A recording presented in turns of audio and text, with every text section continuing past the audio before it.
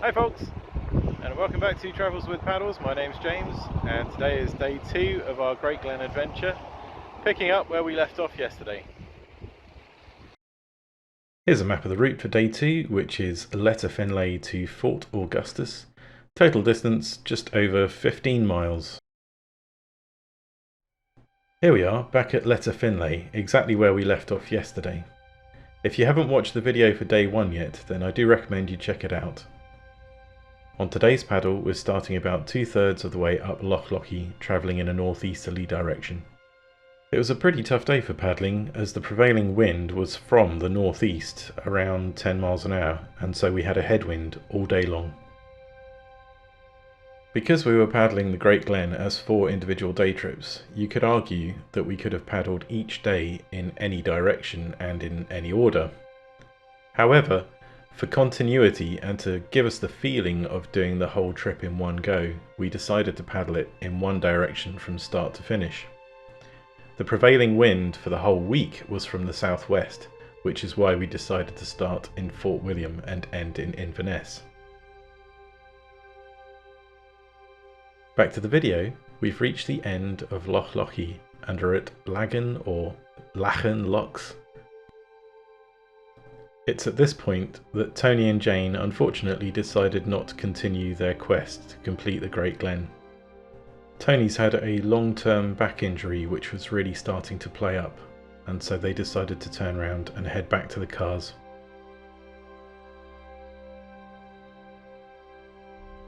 Between Loch Lochy and Loch Oich, there's a short section of canal which is really easy paddling. After the big open loch, it's a real change of scenery as the canal is narrow and beautifully tree-lined. After a short stretch, you reach Lachen Swing Bridge, and we were particularly fortunate as we saw the bridge operating.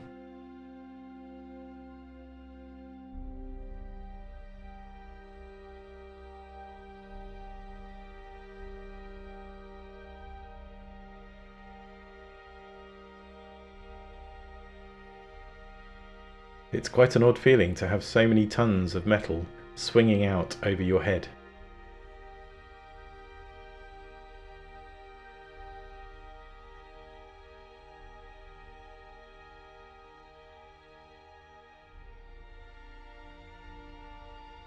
Once you've passed the bridge, you're now in Loch Oich.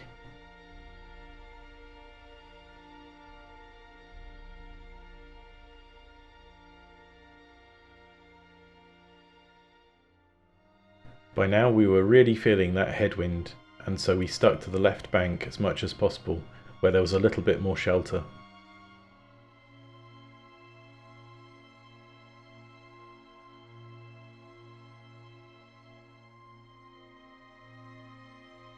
How cool is that? Someone's parked their plane in their garden on the banks of the Great Glen.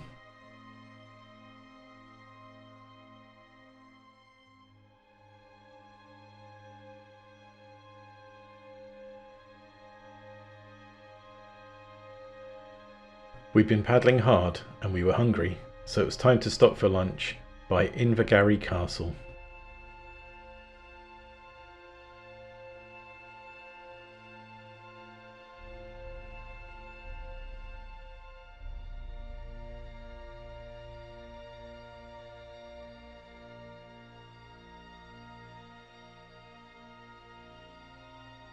Well, what do you know? He's heading out somewhere.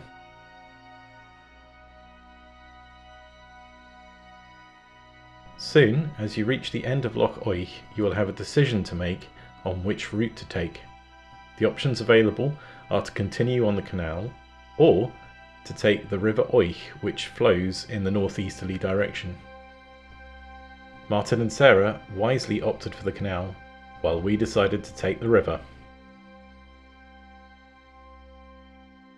To follow the canal, you need to head under the white new bridge. For the river, you need to go under the old stone bridge. In a tandem sea kayak that handles like a barge, this is gonna be interesting.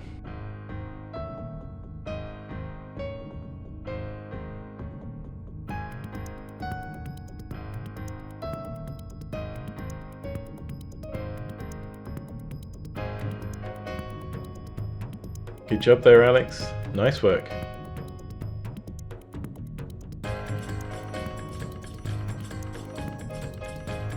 The River Oich has a decent flow, and it also has a bunch of low-grade rapids along most of its length. There are also 2 more significant rapids about halfway down the river. These are somewhere between grade 1 and grade 2, so I would only consider taking the river route if you're happy with this level of white water.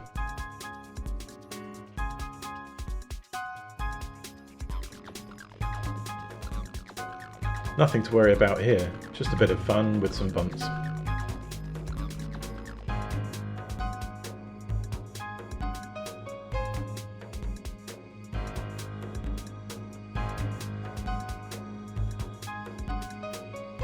There are, of course, a good number of completely flat sections too.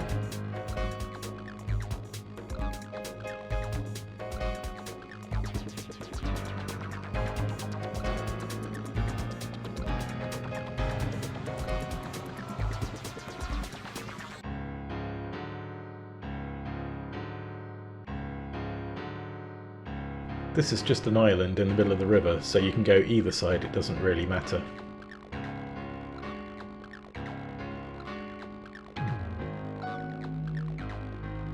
Travelling with the flow does give you a fairly decent speed boost, and when we reached the end of the paddle, it was a good 45 minutes or so before Martin and Sarah caught up with us down the canal route.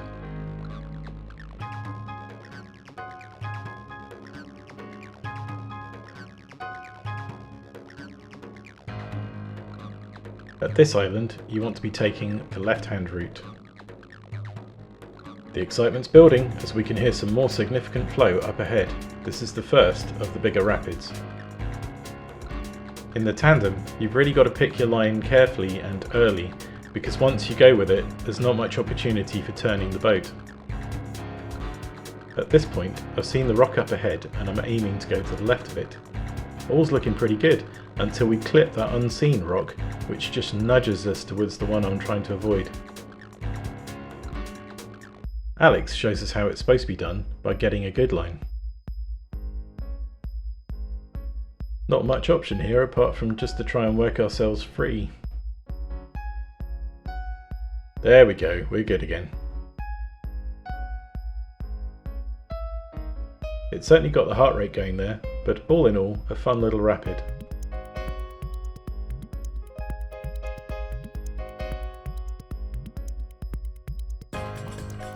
You've now got a short mix of easy rapids and flat sections before you reach the second more significant rapid.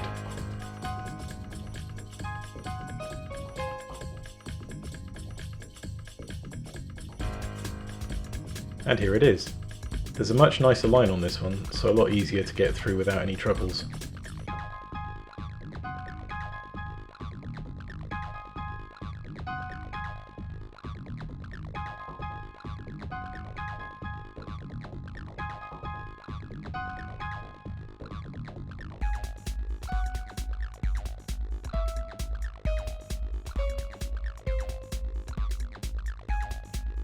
And just when you thought it was done, yep, there's another section, and of course, a hidden rock.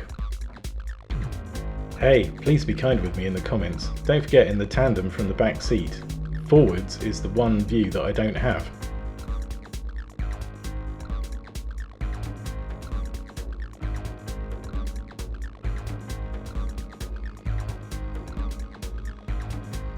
Once you pass this ruined bridge and this new bridge, you are pretty much in Fort Augustus.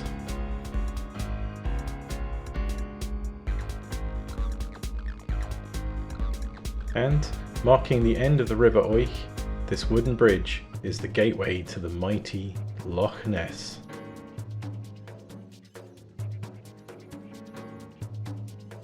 Nessie decided to give us a taster of what was to come in the next few days, and there was a good chop already.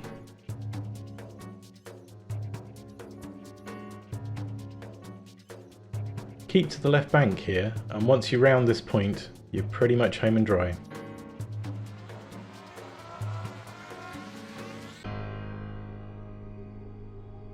Anyhow, I hope you enjoyed watching day 2.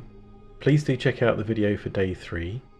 Don't forget to like and subscribe, And until next time, stay safe on the water.